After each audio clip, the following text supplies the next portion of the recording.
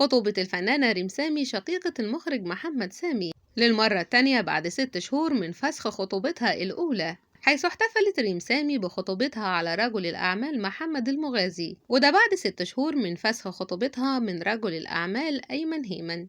وتم حفل الخطوبة في جو عائلي بسيط اقتصر على حضور أهل العروسين وبعض الأصدقاء المقربين من الفنانين. وظهرت ريم سامي في بعض من الفيديوهات وهي بترقص مع شقيقها المخرج محمد سامي، وكانت شاركت ريم سامي في مسلسل نسل الأغراب